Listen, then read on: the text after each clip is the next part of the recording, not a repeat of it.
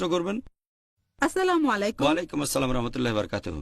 চাচাতো মামাতো ভাই বোনের মধ্যে বিয়ে হলে বিজ্ঞান বলে তাদের যে সন্তান হবে সে সন্তানের জেনেটিক সমস্যা হতে পারে। বোন প্রশ্ন করলেন যে চাচাতো মামাতো ভাই বোনের বিয়ে, এতে করে জেনেটিক সমস্যা হতে পারে। আপনি এখানে রক্তের সম্পর্কে বিয়ের কথা বলছেন।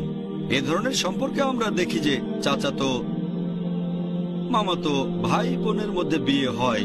পবিত্র কোরআনের কথা যদি বলতে হয়, পবিত্র কোরআনের সূরা নিসা 4 নম্বর অধ্যায়ের 23 থেকে 25 নম্বর আয়াতে বলা আছে যে কাদেরকে বিয়ে করতে পারবেন না। কোরআন বলছে বিয়ে করতে পারবেন না আপনার মাকে অথবা আপনার বাবা যেসব মহিলাকে বিয়ে করেছেন তাদের বিয়ে করতে পারবেন না। আপনার বাবার বোনদের, মায়ের বোনদের বিয়ে করতে পারবেন না। বিয়ে করতে পারবেন না নিজের আপন বোনকে, পারবেন না আপনার মেয়েকে। এরকম লিস্ট দেওয়া আছে। তবে এই লিস্টে মামাতো চাচাতো ভাই বোনের উল্লেখ নেই।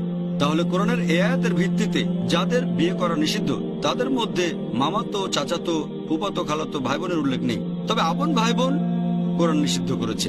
বর্তমানের বৈজ্ঞানিক গবেষণা বলে যদি রক্তের সম্পর্কের মধ্যে বিয়ে হয়, একেবারে আপন ভাই বোন, মা ছেলে, বাবা মেয়ে, তাহলে সম্ভাবনা থাকে, অনেক সম্ভাবনা জেনেটিক সমস্যা হওয়ার। মামাতো চাচাতো ভাই বোনের ক্ষেত্রেও এই সম্ভাবনা থাকে, তবে সম্ভাবনাটা অনেক কম। যদি আপনি একেবারে অপরিচিত কাউকে বিয়ে করেন সেখানেও সম্ভাবনা থাকে, তবে সম্ভাবনাটা কম।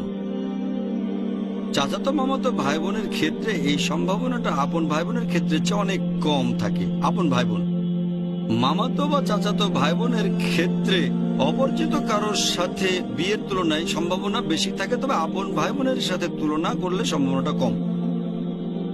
আর বৈজ্ঞানিক গবেষণা বলছে এভাবে যদি বিয়ে দিতে থাকেন সব কাজিনদের মধ্যে, বাবা মা কাজিন, তাদের ছেলে মেয়ে কাজিন বিয়ে করলো, তাদের সন্তানরাও কাজিন বিয়ে করলো। কিছু কিছু সম্প্রদায়ের ভেতর এরকম দেখা যায়। যেমন আপনি যদি তামিলনাড়ুতে যান, সেখানে কিছু সম্প্রদায় আছে, তাদের মধ্যে যত বিয়ে হয় তার সবই হয় কাজিনদের মধ্যে। এভাবে প্রজন্মের পর প্রজন্ম চলতে থাকলে হয়তো তাদের মধ্যে জেনেটিক সমস্যা হতে পারে। এটা বাদে সাধারণভাবে একবার বিয়ে হোক অথবা দুইবার, সেক্ষেত্রে সম্ভাবনা কম। এটা আসলে একটা কালচার, ইসলামিক নিয়ম না। আর মামাতো চাচাতো ভাই বোন বিয়ে করা ইসলামের সুন্নত না, এটা মুবাহ অর্থাৎ ঐচ্ছিক। আর একবার বিয়ে হওয়া, মাত্র একবার, সেক্ষেত্রে জেনেটিক সমস্যার সম্ভাবনা খুবই কম। কিন্তু এভাবে যদি বিয়ে চলতে থাকে প্রজন্মের পর প্রজন্ম ধরে সমস্যা হতে পারে। আর একটা হাদিস আছে, বর্ণনা দিয়েছেন আহমেদ সাকার। তিনি বলেছিলেন যে নবীজি মামাতো চাচাতো ভাই বোনের মধ্যে প্রজন্মের পর প্রজন্ম বিয়েকে উৎসাহিত করেননি। আশা করি উত্তরটা পেয়েছেন।